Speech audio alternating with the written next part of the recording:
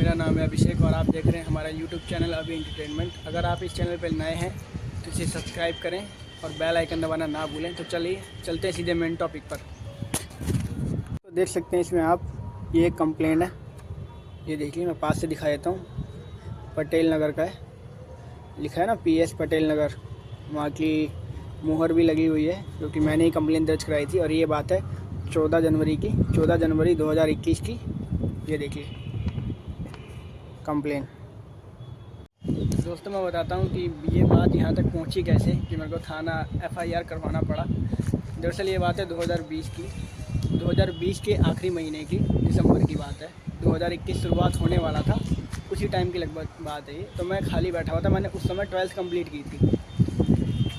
तो जैसे कि आप लोगों ने देखा होगा कि हमारे प्ले स्टोर पे 2-3 ऐप हैं जो काफ़ी फेमस हैं जॉब को लेकर के, जैसे अपना हो गया और वर्क इंडिया हो गया। तो इसी से रिलेटेड मैंने सोचा चलो भैया खाली बैठे हैं घर पे, 12th कंप्लीट कर लिए, कहीं अच्छी खासी जॉब लग जाएगी तो थोड़ी सी हेल्प हो जाएगी। मैंने अपना ऐप डाउनलोड करा, अपनी इसमें सारी डिटेल फिल करी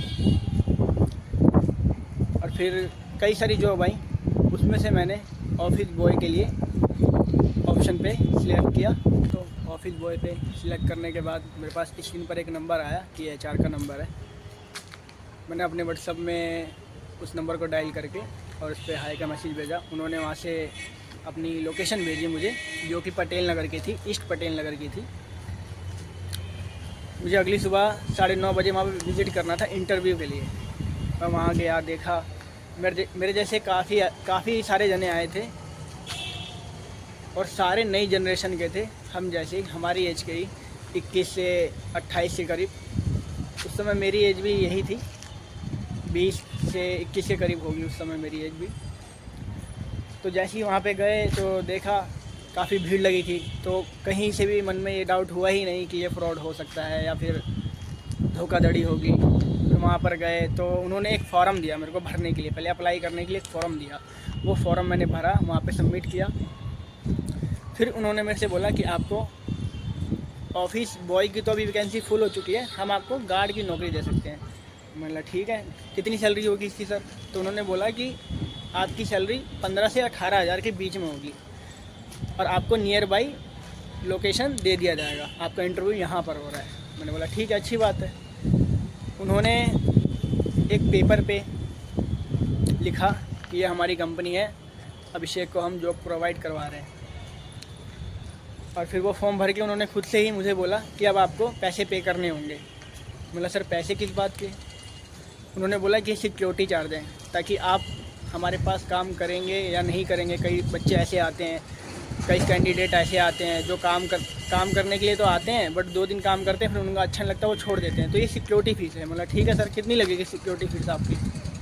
उन्होंने बोला कि 1800 रुपये लगेगी कम से कम। मतलब 1800 रुपये। फिर भी मैंने सोचा चलो कोई बात नहीं, 1800 रुपये हो चाहे 2000 रुपये हो, अगर 15,000 से 18,000 के बीच में हर महीने हम कमाएंगे ही आराम से तो अच्छी बात है। फिर मैंने उनको 1400 रुपये फ़ोनपे किए और 400 रुपये कैश दिए। टोटल मिला के 1800 रुपये मैंने उसी वक्त उन्हें वहीं पे पेड कर दिए। फिर उन्होंने मुझसे बोला कि अभी आप जा सकते हैं, 2-3 दिन के बाद आपको ट्रेनिंग के लिए बुलाया जाएगा। मतलब ट्रेनिंग के लिए? मैंने उसी समय बोला कि सर ट्रेनिंग, गार्ड की तो कोई ट्रेनिंग होती ही नहीं है।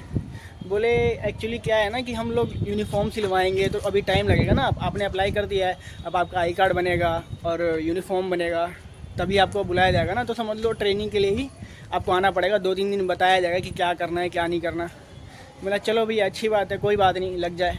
लग तो नहीं रहा था कहीं से भी कि वो फ्रॉड हो सकता है मेरे साथ, पर एक्चुअली में वो हुआ मेरे साथ। फिर मैं वापसी रिटर्न घर पर आ गया। मैं खुश था काफ़ी। 3 दिन बाद मैंने उनको कॉल लगाया उसी नंबर पे जो नंबर उन्होंने मेरे को दिया था। तो उन्होंने कॉल उठाया। उन्होंने बोला कि अभिषेक अभी आपकी लोकेशन आई नहीं है, जब लोकेशन आ जाएगी हम आपको खुद ही इन्फॉर्म कर देंगे। 2 दिन हो गए, 3 दिन हो गए, चौथे दिन मैंने रिटर्न कॉल किया, उनको कॉल किया तो उन्होंने उठाया नहीं। दूसरी बार जब मैंने किया तो उन्होंने उठाया। उन्होंने बोला कि आपका ना सिलेक्शन तो हो गया, बट प्रोसेस में चल रहा है आपका, कि आपको लोकेशन कौन सी देनी चाहिए। पश्चिम बिहार की पड़ रही है और एक इधर मुंडका की साइड की पड़ रही है और आप नागलोई में रहते हो। अगर आपको नागलोई की ही चाहिए तो आपको 2 से 3 दिन और वेट करना पड़ेगा। बोला चलो भैया अच्छी बात है, 2 से 3 दिन और वेट कर लेते हैं, अपनी पास की लोकेशन मिल जाएगी, आने जाने में थोड़ी आसानी हो जाएगी।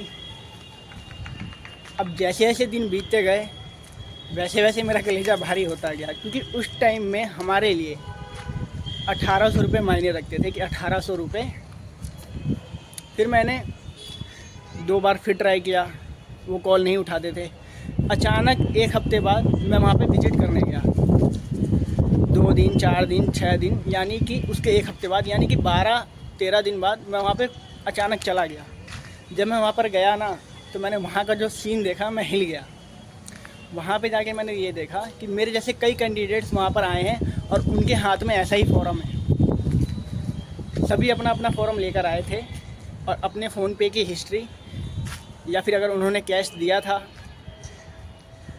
तो उनको एक फ़ोटोकॉपी मिलती है पर्चे की, एक स्लिप की। जैसे आप कहीं पे भी जाते हैं तो एक, जैसे कहीं कोई बड़ा ट्यूशन है, आप वहाँ पे अगर एडमिशन लेते हैं तो आपको एक स्लिप मिलती है, पर्ची मिलती है। तो वो लोग भी पर्ची काट के दे रहे थे।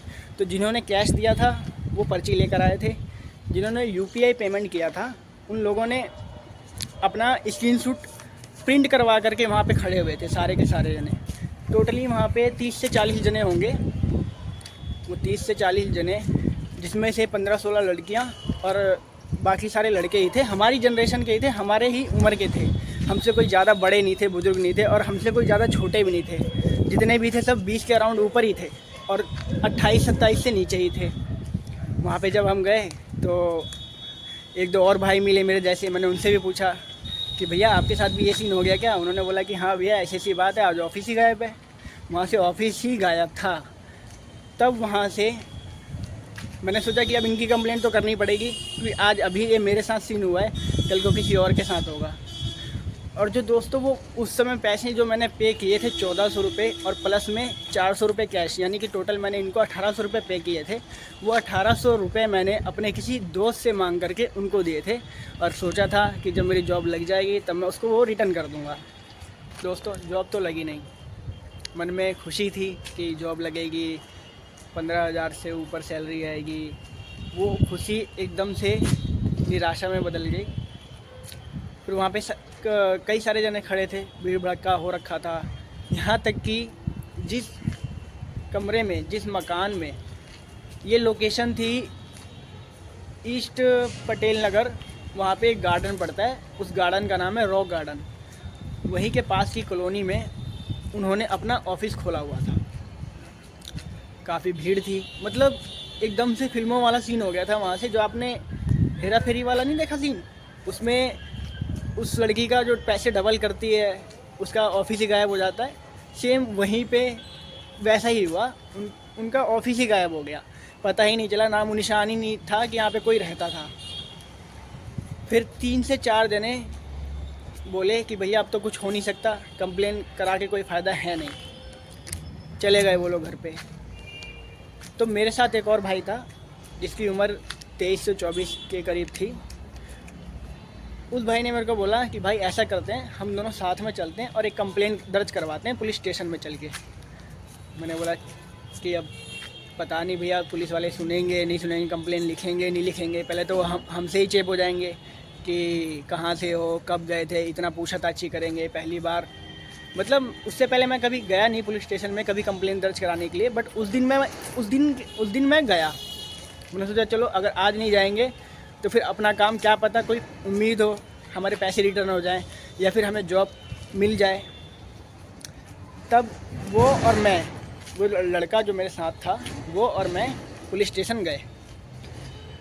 अंदर जाते हैं, पुलिस स्टेशन के अंदर गए तो बाहरी जो गेट पे बैठे रहते हैं ना पुलिस वाले, वो पूछते हैं कि क्या दिक्कत है, क्या परेशानी है। मतलब सर कंप्लेन लिखवाना है हमें।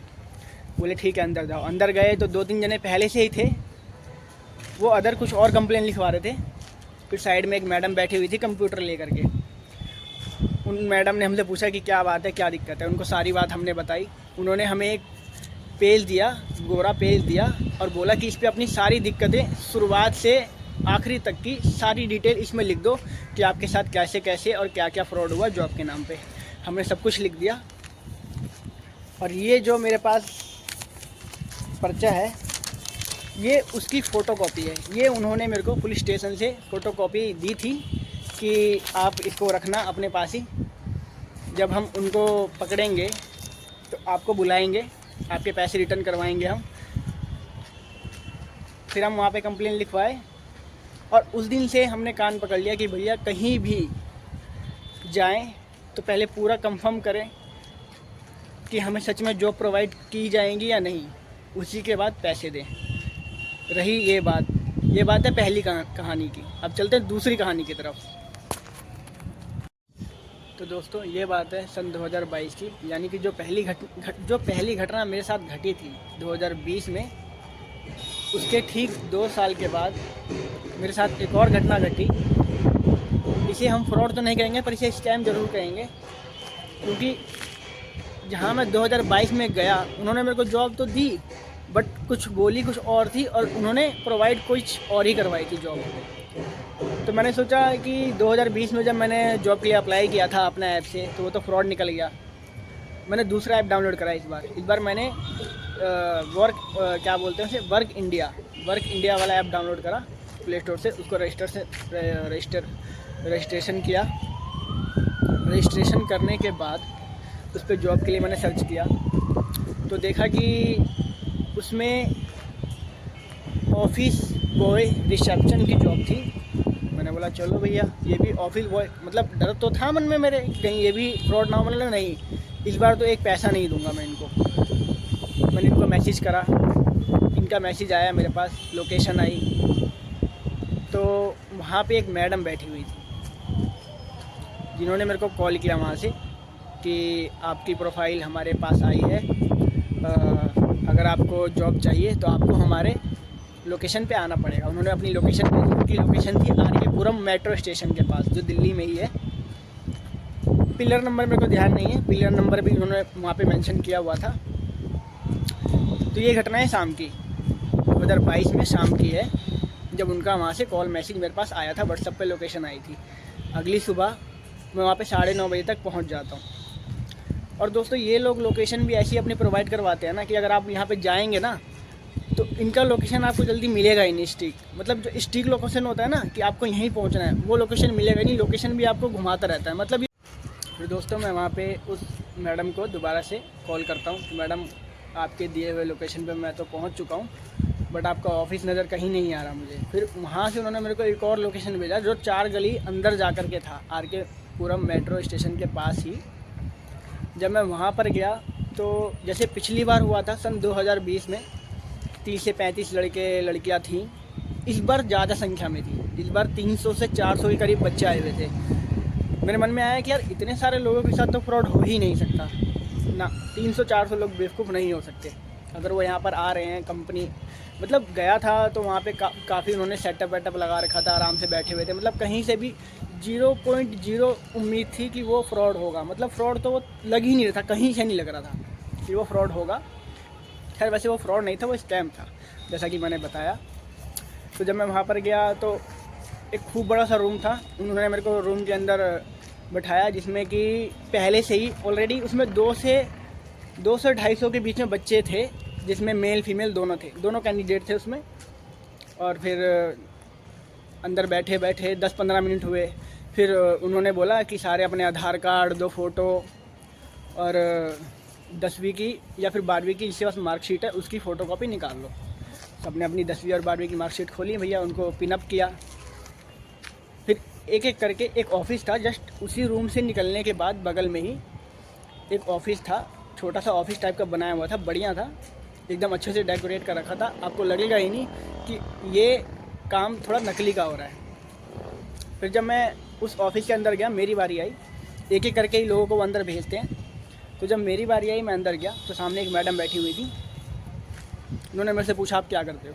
मैंने बोला मैडम अभी तो मैं फ्रेशर हूँ और अभी जॉब की तलाश कर रहा हूँ, और आपका एडवर्टाइजमेंट देखा मैंने वर्क इंडिया ऐप पे, तो विज़िट किया मैंने। तो उन्होंने बोला कि देखो, उन्होंने भी सिक्योरिटी चार्ज वाली बात कही मेरे से, बट मैंने उनको कहा कि मैडम मैं 1 रुपया पे नहीं करूँगा यहाँ पे। उन्होंने बोला कि देखो अगर आपको लगता है कि हमारी कंपनी फ्रॉड है तो आप गूगल पे सर्च कर सकते हो, हमारी कोई भी कंपनी फ्रॉड नहीं है। और हमारे एक ब्रांच नहीं है, हमारे कई ब्रांच हैं, दिल्ली, पंजाब और भी अदर स्टेट उन्होंने मेरे को जुड़वा दिए। मैंने सोचा चलो भैया फ्रॉड नहीं है, अच्छी बात है।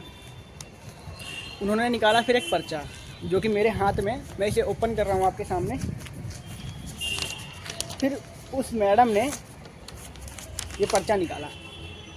इस पर्चे में देख सकते हैं आप, मेरी फ़ोटो भी लगी है और इस पर्चे में सब कुछ लिखा हुआ है। इस पर्चे में इन्होंने अपनी कंपनी का नाम मेंशन किया हुआ है, HR मैनेजमेंट के नाम से। ऊपर में मेरा नाम डाला हुआ है। तो जब मैं वहाँ पर गया तो उन्होंने मैंने बोला कि मैडम मेरे को तो ऑफिस बॉय रिसेप्शनिस्ट की जॉब के लिए आया था मैसेज। तो उन्होंने कहा कि नहीं, अभी ये जॉब तो ख़त्म हो गई, आपको कॉलिंग की जॉब मिल सकती है। मैंने बोला चलो ठीक है, अच्छी बात है मैडम, इसमें सैलरी क्या रहेगी? तो उन्होंने बोला 11 से लेके 13,000 के बीच में आपको सैलरी प्रोवाइड की जाएगी। मैंने बोला मैडम मेरे को तो 15,000 के करीब सैलरी दिखा रहा था उसमें। तो बोली कि अभी स्टार्टिंग में आपको इतना ही मिलेगा, धीरे धीरे आपको बढ़ा दिया जाएगा। मैंने बोला चलो अच्छी बात है। तो उन्होंने कहा कि आपको कुछ पैसे पे करने होंगे, जो कि कंपनी की आईडी और कंपनी के रजिस्ट्रेशन के लिए चाहिए। अगर आप उसके अंदर आओगे उसके एम्प्लॉय बन के, तो आपका एक रजिस्ट्रेशन नंबर होगा, उस रजिस्ट्रेशन नंबर के लिए आपको कुछ पैसे पे करने होंगे। तो मैंने सोचा चलो भैया कुछ पैसे ही पे करने होंगे। मैंने बोला मैडम कितने पैसे पे करने हैं? उन्होंने बोला कि आपको कम से कम 2,000 के करीब पैसे पे करने होंगे। मैंने बोला मैडम 2,000 तो नहीं है मेरे पास, 1,800 रुपये है मेरे पास। तो मैंने उनको 1,800 रुपये पे कर दिए, उसी टाइम ही पे कर दिए। और पे करने के बाद जब मैं वहाँ से जब मैं निकल रहा था, जब मैं वहाँ से बाहर आ रहा था, तो मेरे मन में अचानक से आया कि मुझे पैसे अपने रिटर्न लेने चाहिए और इन सब चक्कर में नहीं पड़ना चाहिए। वहाँ से मेरे एक बड़े भाई हैं, मैंने उनको कॉल किया और उन्हें बताया कि भाई ऐसे ऐसे सीन हो गया मेरे साथ और मैंने पैसे पे कर दिए। तो उन्होंने मेरे को पहले तो डांटा, समझाया, फिर उनसे बोला कि उनसे बात करवाओ। तो मैंने उस मैडम से जा कर के ऑफिस में, अब वो किसी और को बता रही थी जॉब के बारे में, मतलब दूसरे किसी कैंडिडेट को। मैं जा चुका था नीचे उतर के सीढ़ियों से बाहर। फिर मैं दोबारा अंदर आया, मेरे भाई ने उनसे बात करी और फिर जैसे ही फ़ोन कटा तो उन्होंने पूछा कि ये कौन थे। मैंने बोला ये मेरे बड़े भाई हैं, ये बैंक में काम करते हैं। तो उन्होंने बोला कि आपको अपने किसी रिश्तेदार से बात करवाने की ज़रूरत नहीं है, आपको जॉब मिल जाएगी, आपको फ्रॉड लग रहा है तो आपको पैसे रिटर्न हो जाएंगे। उन्होंने मेरे को एक पर्ची पे लोकेशन लिख के दिया, जो कि पश्चिम बिहार का ही था, कॉल सेंटर का लोकेशन था। जब मैं उस लोकेशन पर गया तो वहाँ देखा मैंने एक कंपनी थी जो कि तीसरे माले पे चल रही थी, तीसरी मंजिल पे चल रही थी। वहाँ पे कॉल का काम होता था, मतलब कॉलिंग वगैरह का काम होता था। जैसे ये डेबिट कार्ड होते हैं, क्रेडिट कार्ड, डेबिट कार्ड नहीं, क्रेडिट कार्ड जो होते हैं उसे सेल करना होता है और इनका टारगेट होता है। तो मैं उसमें वहाँ पे पहले गया तो वहाँ के मैनेजर से मिला, उनको मैंने ये पर्चा दिखाया कि सर मैं यहाँ से आया हूँ, मैडम ने भेजा है मेरे को। तो उन्होंने मेरे से बोला कि आपने वहाँ पे कितने पैसे पे किए? मतलब सर वहाँ तो 1,800 रुपये पे किए मैंने। तो उन्होंने कहा कि अभी आपको 600 रुपये और पे करने होंगे। मतलब सर अब तो मैं पे नहीं कर सकता। तो बोले कि चलो ठीक है, आपने अभी 1,800 रुपये पे कर दिया ना, आपका इसी में हो जाएगा। तो उन्होंने मेरे से बोला कि आप ये जो पर्चा आप देख रहे हैं, इसके पीछे लिखा हुआ है कुछ, मैं पढ़ के बता देता हूँ इसके पीछे क्या लिखा हुआ है। इसके पीछे उन्होंने मेरे से लिखवाया कि HR मैनेजमेंट कंपनी को मैं training and registration charges submit कर रहा हूं अपनी मर्ज़ी से। बाकायदा मेरे साइन भी लिए, आप देख सकते हो यहाँ पे डेट 18 तारीख 8वां महीना और 2022 की बात है ये। तो ये सारा उनका चिट्ठा था। मैं वहाँ पे कुछ देर बैठा, उन्होंने मेरे को समझाया कि यहाँ पे क्रेडिट कार्ड वगैरह सेल करना ये कोई फ्रॉड नहीं है, आपको जॉब प्रोवाइड करवाई जा रही है हमारी कंपनी के द्वारा। तो मैंने वहाँ पे देखा, मैंने बोला यार ये तो टारगेट बेस वाला काम है यहाँ, यानी कि अगर इनके सेल होते हैं क्रेडिट कार्ड तो ये हमारे पैसे बनेंगे, वरना नहीं बनेंगे। मैं वहाँ से आ गया। फिर मैं घर आया तो मेरे बड़े भाई ने समझाया कि वहाँ पे जाओ दोबारा से और बोलो कि पैसे रिटर्न करें। मैंने कॉल करी उनको कि सर मैं अगले दिन आऊँगा आपको और मेरे को रिटर्न चाहिए अपने पैसे, मेरे को आपका काम नहीं करना। तब उन्होंने मेरे से बोला कि आपको ना पैसे अपने रिटर्न के लिए आपको हम एक मेल दे रहे हैं, उस मेल पे आपको रिटर्न करने के लिए एप्लीकेशन लिखनी पड़ेगी। मैंने वो एप्लीकेशन भी लिखी, वहाँ पे दी, सबमिट करी थी। उसके 24 घंटे बाद मेरे को एक सर का फ़ोन आता है, वो उसी कंपनी का ही था जिस कंपनी में मैं पश्चिम बिहार में गया था, कॉलिंग वाले में।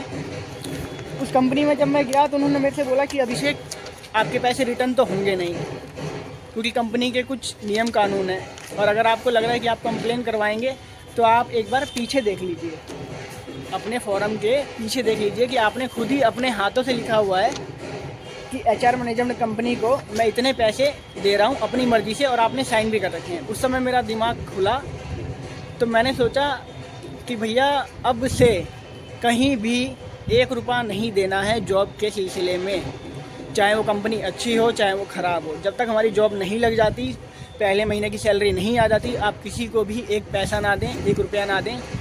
और इस वीडियो को ज़्यादा से ज़्यादा शेयर करें ताकि और किसी के साथ ऐसी धोखाधड़ी ना हो, और ज़्यादा से ज़्यादा अपने दोस्तों को शेयर करें ताकि वो ऐसे फ्रॉड से और ऐसे स्कैम से बच के रहें। आपका अभिषेक, और प्लीज़ इसे सब्सक्राइब करें और बेल आइकन दबाना ना भूलें।